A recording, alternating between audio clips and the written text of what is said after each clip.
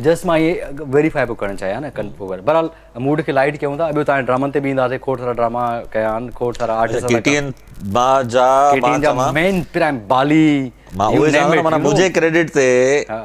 माना केटीएन जूं जेके बि डिफरेंट शयूं आहिनि न हा उहे तक़रीबन अल्हम्दुलिल्लाह मुंहिंजे क्रेडिट ते आहिनि। सिंधी मीडिया जो सभिनि खां पहिरियों सोप केटीएन जो यू तव्हां कयो असां हुयासीं हुनजा फ़ासिला हा फ़ासिला ठीकु आहे मेगा सीरियल मेगा मां चवां थो अॼु ॾींहं ताईं एतिरा पैसा कंहिं प्रोजेक्ट में न लॻा बाली बाली इज़ अमेजिंग तारीख़ी प्रोजेक्ट उनजो हिसो मां रहियुमि।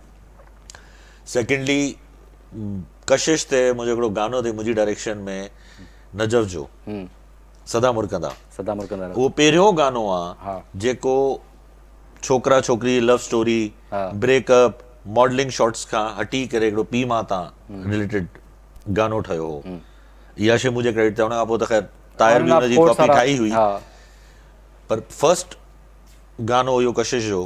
जेको पीउ मां सां रिलेटेड हा हो सही सब्जेक्टिव सब्जेक्ट जेको सब्जेक्टिव तव्हांजो इहो मुंहिंजे क्रेडिट ते आहे। अहिड़ा खोड़ सारा प्रोजेक्ट्स आहिनि U done a lot different अच्छा यंगस्टर विलन हा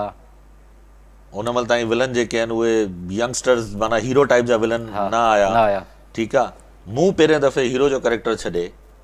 डायरेक्टर खे पाण चयो त मां चयुमि यार मूंखे विलन जो कैरेक्टर वधीक थो वणे थो ख़ाली हथ प्रोजेक्ट हुयो केटीएन जो ई साईं मंजूर मक्सी साहब डायरेक्ट कयो हाणे अलाह साईं जन्नत नसीब करे गुज़ारे वियो आहे त उन में मां पाण विलन थियुमि राइट माना इहो शौक़ु हूंदो आहे न। अच्छा मुंहिंजी पंहिंजी हिकिड़ी सोच इहा आहे त जेतिरी परफॉर्मेंस मार्जिन तव्हांखे नेगेटिव कैरेक्टर में मिलंदी आहे तव्हांखे पॉजिटिव में पॉजिटिव में कोन थी मिले यू थिंक सो बीइंग हा आर्ट बिल्कुलु मतिलबु मुंहिंजी ख़्वाहिश आहे बिल्कुलु